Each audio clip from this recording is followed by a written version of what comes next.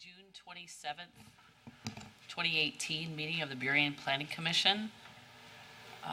Current time is 7:05 p.m.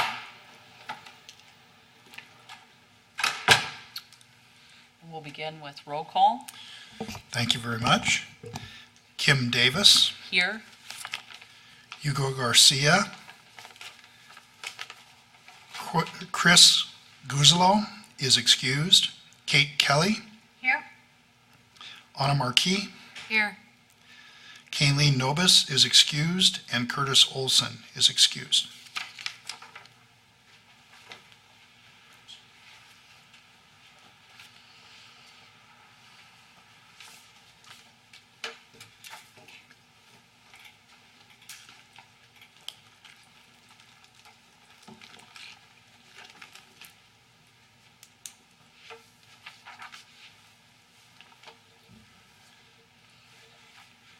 So I want to go ahead and do the agenda confirmation. Thank you. Move to confirm the agenda. Second. Thank you. Thank you. Then we're holding off on the approval of minutes due to. Yeah, we'll continue that if somebody shows up. Otherwise, without a quorum, it'll go on to the next meeting that we have. Okay. And public comments. Public comment will be accepted on topics not scheduled for a public hearing. Doesn't look like there's anyone in the We audience. have nobody signed up and nobody in the audience. I'm sorry. And moving on to new business. And for new business, at this point, I'd like to introduce Tara Johnson, our senior planner, and she will introduce our guest for tonight. We have a presentation on the Personal Wireless Service Facilities Code Amendment and a small cell presentation. Good evening. So as many of you know, we have a number of code amendments that currently slated on our work program, the Planning Commission's work program. And so this is the first topic that's coming before you, amending and updating our Personal Wireless Facilities Code. It's section 1950 of the Burien Municipal Code. A number of jurisdictions have already gone through this process and updated their wireless facilities or telecommunication facilities section of regulations. There have been changes under the Federal Communications Act, which occurred a number of years ago, specifically the Spectrum Act, which had specific requirements about timing and processing of different types of cellular facilities. So that's the primary reason for this update. There's new technology being introduced, small cell antennas specifically, that most jurisdictions, including Burien, do not address as part of our regulatory framework. And there's a consortium, which includes a number of jurisdictions, which Burien is part of, and Ogden Murphy Wallace is the firm that's been assisting all these jurisdictions with updating their regulations. And so with that, I'm going to introduce Daniel Kenny. He's been working with us along with another attorney who could not be here this evening, but he's going to provide just a general broad overview about this type of technology and some of the other ramifications of the updating the regulations. And so with that, Daniel's going to lead us in a discussion. Can I ask a quick question just before you get started? I was understanding that you were representing the providers, you're representing the jurisdiction, the local government. Yep, correct. We are working with your city to get your code ready for your needs and your interests in this change that's coming with this technology. And so we don't represent any of the industry now or ever. So great, but thank you for that question. So again, I'm Daniel Kenny with Ogden Murphy Wallace. We represent your city and many others in the consortium and then outside of the consortium. And we saw a need early on to bring together municipalities because of common interests to deal with this change in technology that's coming that I'll talk about. And we had upwards of 23 or 25 different cities that came together to pool resources and to kind of share their experiences with the industry as the industry was knocking on their door to use your right-of-ways in a new and different way. So that's kind of how we got here. Now we're working with individual cities to craft their codes to their particular interests. All cities have different ways that they use their right-of-ways. There's view cities. There's cities that have done amazing work with their downtowns to underground and don't want a lot of poles and things like that. So we're kind of at the phase now where we're working with individual cities. Alana Zana, who couldn't be here tonight, has been working with your city primarily, so she's your lead point of contact.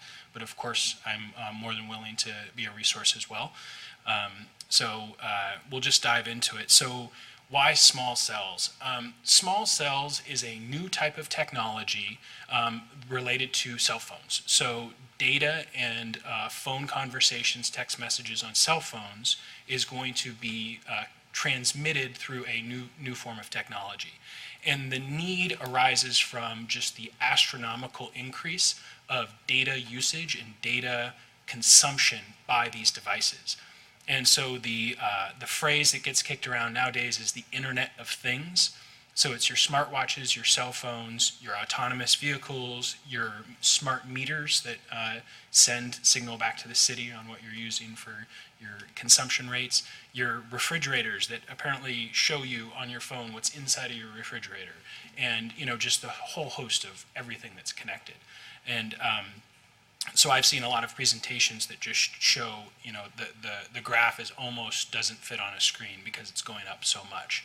And it essentially starts with the iPhone when that came out, and it's just been going through the roof. So the carriers, they're trying to figure out ways to build the next network. So we're at 4G right now. So a lot of our phones will switch between 3G and 4G. 4G being the better service and the quicker service, 3G being kind of the old service. The next wave that's coming out in about 18 months or 2 years is 5G, and 5G will become the good stuff, and 4G will become the older stuff. And so the need is to increase speeds to keep up with the demand for no latency. I mean, if you're driving an autonomous vehicle that needs to connect to something, you can't have delay, you can't not have connection, clearly. So maybe your refrigerator telling you what you have is a little less important, but the need for the data and the speeds is there. So in looking at this graphic, what we have for 3G and 4G primarily is in the middle called a macro site.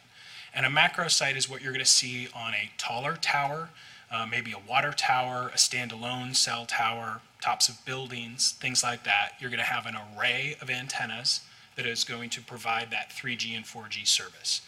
And what it does is it casts a large, wide net over that area, could be a mile or more. Small cell is going to be much lower to the ground and is going to cast a much smaller net. So they need to put more micro cells, small cells, throughout the city to increase that data capacity in particular locations. Those locations are going to be places where there's traffic jams, where people congregate for lunches or by stadiums or in residential areas, big apartment complexes, things like that, to provide that densification of a network, both now for 4G, so they can use this technology to increase the production of their network currently, but then also because of the wavelengths that will be used by 5G. And I'm not an engineer, so I can't dive into the technology of it, but the wavelengths for 5G that they've just sold off this bandwidth does not travel the same distance. So they have to densify with technology at smaller distances, lower to the ground, to allow it to work properly. But it'll be much, much faster.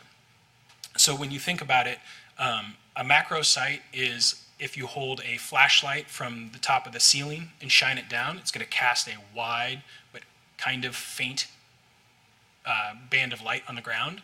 Whereas if you hold it 2 feet off the ground, it's going to be much more condensed and much brighter on the ground.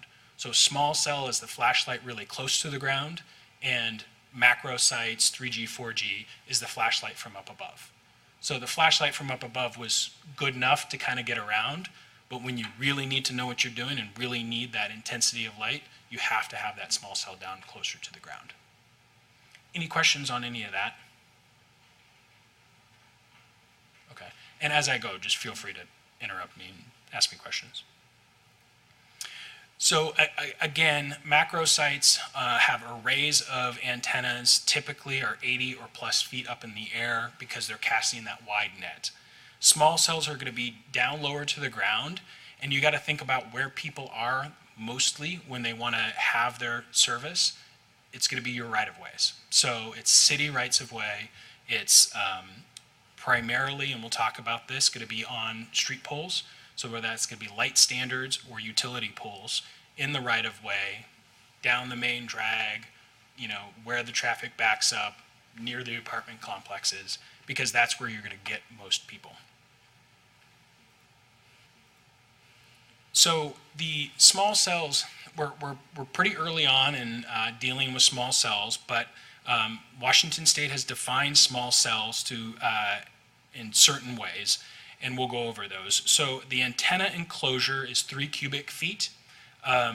What's interesting though is that doesn't limit the number of antennas. So 3 cubic feet for one antenna is fine to understand what that might look like, but how many antennas are they going to need? My understanding is that they may need more with 5G than they need now. But you can see on here there are the left and right example have 2 antennas.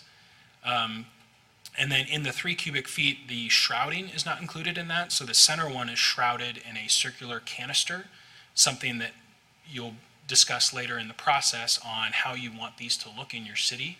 So if you're going to require some sort of shrouding to make it camouflaged.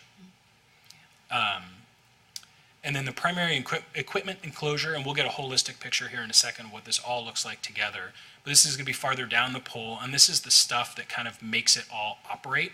And this is going to hang on the pole about halfway up. And what's interesting is that what's not included in the primary equipment enclosure are a whole host of things that may be absolutely necessary for that to operate. So electric meters, cutoff switches, battery backups. And a good way to think about what may be necessary for the operation of a small cell facility, but might not be included in the 2 primary areas, the antenna and the primary equipment enclosure, are things that are required by other people. So the cutoff switches, the electric meter, depending if they're going to get metered electricity to the facility throughout the year, they're going to have a meter. If they just simply pay a flat fee, then they may not need one. So what's missing? Limited number of antennas, height limitations on where these devices can go, depending on which person in the industry you talk to, anywhere from 25 to 75 feet. I think the sweet spot's about 35 feet, which is just above a lot of your street poles. And then also things to take into account are exterior conduit. We'll see some pictures of when the exterior conduit comes down the pole or to the pole.